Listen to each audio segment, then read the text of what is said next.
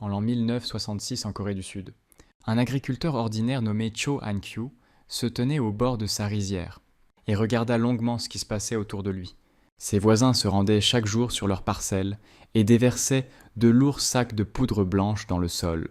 Il s'agissait d'engrais synthétiques apportés de loin, achetés à crédit et dispersés sur un sol fragilisé.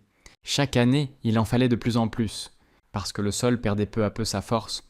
Les récoltes devenaient de plus en plus modestes, les dettes augmentaient et les agriculteurs eux-mêmes s'appauvissaient progressivement.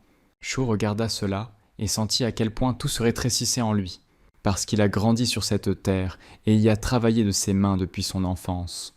Il se souvenait parfaitement de l'époque où le sol lui-même donnait de la force aux plantes et où aucun produit chimique n'était nécessaire. C'est pourquoi il ne pouvait pas passer ce jour-là. Il rentra chez lui, s'assit à la vieille table, sortit un cahier et commença à écrire lentement tout ce dont il se souvenait sur les anciennes méthodes de ses ancêtres. Les mêmes méthodes que celles utilisées par les paysans coréens pendant des siècles avant même l'avènement de l'ère chimique. Ce que Cho a écrit dans son simple carnet a ensuite aidé des milliers de personnes à travers le monde à redonner vie à leur jardin. Et aujourd'hui, ces connaissances peuvent aussi vous aider. Après tout ce dont il a alors commencé à se souvenir et à écrire dans son cahier était un véritable ancien système agricole fermé que les agriculteurs coréens utilisaient constamment. Il s'agissait d'un système cyclique étonnant dans lequel tout ce que la ferme elle-même produisait n'était pas gaspillé, mais est revenu au sol et a redonné vie à de nouvelles plantes. Déchets de cuisine, coquilles d'œufs, vinaigre à base de riz, restes de plantes fermentées, toutes ces choses étaient les choses les plus courantes qui étaient toujours à portée de main dans chaque maison et ne coûtaient rien du tout. C'est à partir de ces simples résidus que les agriculteurs savaient créer des engrais pour leurs terres. Il s'agit d'un engrais qu'aucune usine chimique au monde ne pourrait reproduire et conditionner dans un sac ordinaire. Parce que c'était un véritable trésor qui maintenait le sol sain, vivant et véritablement fertile année après année. Mais il y avait une substance dans cet ancien système que les agriculteurs coréens respectaient particulièrement. Ils le considéraient comme le véritable gardien de tout le jardin, et c'était le calcium. Parce que sans cela, même le sol le plus fertile ne pourrait pas produire des plantes vraiment fortes et saines. Le calcium soutenait la plante entière de l'intérieur, maintenait les parois cellulaires ensemble et les rendait solides et élastiques, comme un bon ciment dans une maison solide. Lorsqu'il y avait suffisamment de calcium, les fruits devenaient uniformes, denses et juteux. La peau restait intacte et la chair était douce et savoureuse. Et lorsqu'il n'y en avait pas assez ou qu'il ne parvenait pas à atteindre correctement les parties nécessaires de l'usine, de véritables problèmes commençaient. Tout d'abord, les feuilles des jeunes pousses ont commencé à s'enrouler légèrement et sont devenues inégales sur les bords, puis les fruits eux-mêmes ont disparu. Les tomates ont développé des taches sombres et déprimées sur le fond, et ils ont commencé à pourrir avant même de devenir rouges. Les poivrons et les aubergines ont perdu leur élasticité, les citrouilles et les courgettes craquaient directement dans le jardin, et les pommes et les poires étaient couvertes de noyaux amers. Et cela parce que la plante ne pouvait tout simplement pas conserver ce qu'elle avait elle-même cultivé, car le principal matériau de construction manquait à l'intérieur. Et le plus désagréable, c'est que le calcium était souvent déjà présent dans le sol, mais il était sous une forme telle que les plantes ne pouvaient pas l'absorber rapidement, surtout lorsque les fruits étaient en croissance active et qu'une nutrition constante était nécessaire. Cho et ses ancêtres savaient que si l'on donnait du calcium à une plante sous une forme immédiatement utilisable, de nombreux problèmes pouvaient être évités. Il n'était pas nécessaire d'en assumer les conséquences plus tard, mais il suffisait simplement de restituer ce que la nature avait toujours donné gratuitement.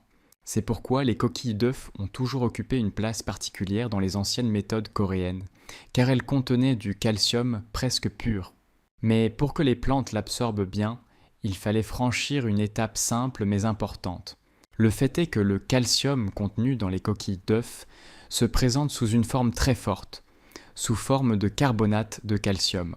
Les plantes peuvent difficilement le prendre directement, et peu importe combien vous écrasez la coquille et la jetez dans le sol, elle peut rester là pendant des années et ne perdre presque aucune énergie. Le sol n'a tout simplement pas le temps de le dissoudre rapidement et de l'amener aux racines, surtout lorsque la plante a soudainement besoin de beaucoup de calcium, précisément au moment où les fruits se remplissent. Cho et les vieux agriculteurs coréens savent depuis longtemps que la nature a besoin d'un peu d'aide, et l'acide acétique ordinaire que les gens ont longtemps reçu du riz ou des pommes fermentées les a aidés. Lorsque des coquilles d'œufs écrasées sont versées avec du vinaigre, l'acide commence à détruire lentement le lien solide qui retient le calcium à l'intérieur de la coquille. La coque se dissout progressivement, le liquide siffle légèrement et se couvre de petites bulles. À ce stade, le carbonate de calcium est converti en une autre forme, l'acétate de calcium, qui est déjà très soluble dans l'eau et devient immédiatement disponible pour les plantes. Une plante peut absorber ce calcium très rapidement, littéralement en quelques heures, par les racines et les feuilles. Il n'est pas nécessaire d'attendre des mois jusqu'à ce que quelque chose se dissolve dans le sol et que le calcium arrive exactement là où il est le plus nécessaire, dans les jeunes fruits et les feuilles. Cependant, cette chose ne peut pas être brevetée et emballée dans un joli sac coûteux, puis vendue chaque année, car elle est trop simple. Il ne nécessite que des coquilles d'œufs qui sont généralement jetées et du vinaigre ordinaire que l'on trouve dans presque tous les foyers. La nature a tout inventé il y a longtemps, et il ne reste plus à l'homme qu'à faire ce petit pas dans la bonne direction. Alors que les méthodes de Cho commençaient à se répandre dans le monde entier, elles atteignirent Hawaï. Au début des années 2000, des chercheurs de l'université d'Hawaï ont étudié de près ce calcium hydrosoluble ainsi que d'autres pratiques agricoles naturelles coréennes. Ils ont publié des brochures officielles dans lesquelles ils expliquaient en détail comment préparer et utiliser ce calcium, et a confirmé que cela aide vraiment les plantes à obtenir assez rapidement l'élément nécessaire. Dans les fermes et les parcelles où les gens ont commencé à utiliser ces anciennes pratiques coréennes, les plantes sont devenues plus fortes, moins malades, et les fruits ont été mieux remplis et conservés plus longtemps. Certaines exploitations agricoles ont remarqué que la récolte s'était sensiblement améliorée et que les besoins en engrais achetés et même en eau avaient diminué. Cela a montré que la méthode fonctionne réellement dans la pratique. Pendant ce temps, en dehors des domaines universitaires, une histoire complètement différente se poursuivait.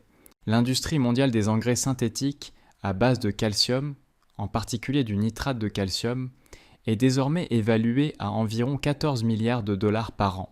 Chaque année, les agriculteurs du monde entier dépensent d'énormes sommes d'argent en sacs de poudre blanche pour donner à leurs plantes le calcium qu'elles pourraient obtenir gratuitement à partir des restes de cuisine ordinaire. Après la Seconde Guerre mondiale, les services agricoles de nombreux pays ont travaillé en étroite collaboration avec les entreprises chimiques et ont appris aux agriculteurs à acheter des engrais prêts à l'emploi, plutôt que de prêter attention à ce qu'ils avaient toujours sous la main.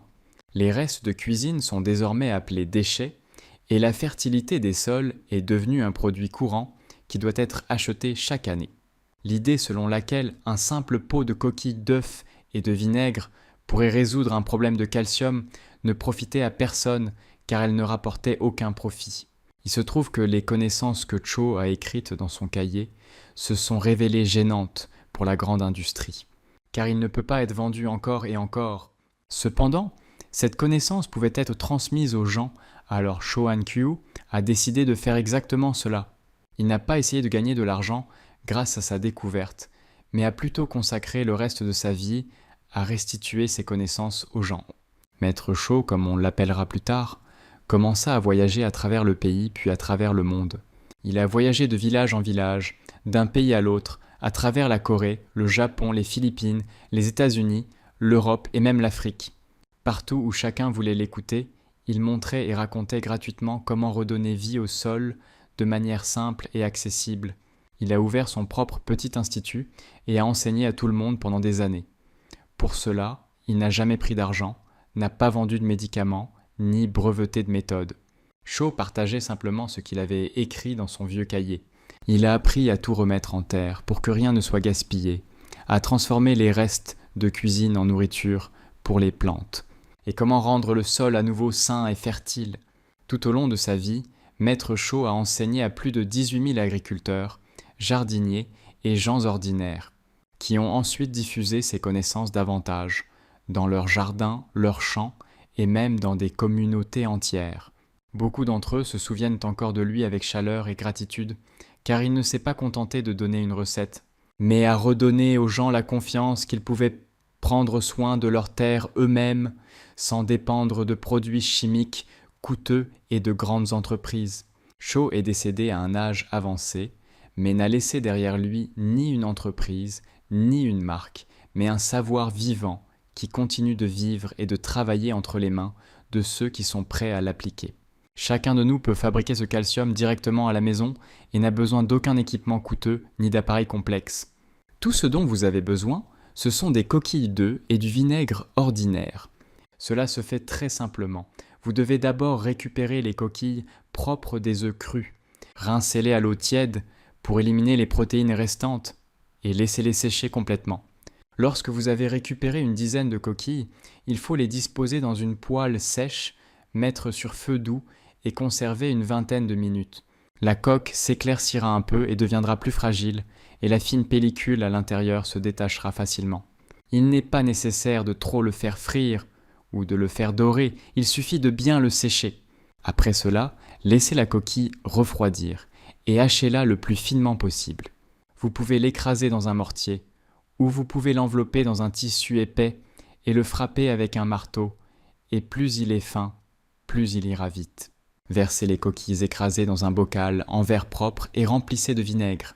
Pour une partie de la coquille, prenez généralement environ 10 parties de vinaigre en volume.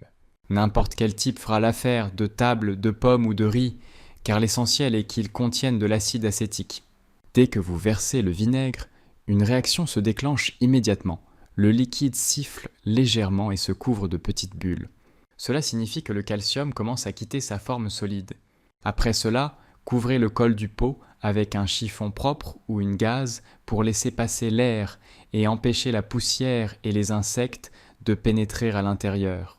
Placez le pot dans un endroit chaud, à l'abri de la lumière directe du soleil, et laissez infuser pendant 7 à 10 jours. Chaque jour, vous pouvez secouer légèrement le pot, et lorsque les bulles cessent complètement de monter, la réaction est terminée et votre calcium soluble dans l'eau est prêt. Filtrez délicatement le liquide à travers une étamine ou un tamis fin pour éliminer les coquilles restantes. La solution obtenue sera légèrement trouble et dégagera une légère odeur de vinaigre. Et c'est l'engrais très vivant que les vieux agriculteurs coréens appréciaient tant. Avant utilisation, cette solution doit être diluée avec de l'eau. Pour 1 litre d'eau pour arroser sous les racines, prendre une cuillère à soupe d'infusion. Et pour pulvériser sur les feuilles, une cuillère à soupe pour 3 à 4 litres d'eau. Il est préférable de le faire tôt le matin ou le soir, lorsque le soleil n'est pas si fort. Et après seulement quelques utilisations, les premiers changements visibles commencent généralement à apparaître. Les tomates et les poivrons cessent de se détériorer par le bas et les fruits poussent de manière uniforme, dense et lourde, sans taches sombres ni fissures. La peau devient forte et élastique, la récolte est donc mieux conservée et se gâte moins. Les courgettes et les citrouilles cessent de craquer dans le jardin, même en cas de chaleur extrême. Et les pommes et les poires sont moins couvertes de noyaux amers et restent plus longtemps sur les branches. Les feuilles des plantes semblent plus saines, elles cessent de s'enrouler, deviennent plus saturées en couleur et tiennent plus fermement. Même les buissons qui semblaient auparavant faibles commencent à mieux pousser et à produire plus d'ovaires. Peu à peu, le sol lui-même commence à changer, et chaque fois que vous arrosez avec ce calcium, cela aide le sol à se rétablir progressivement.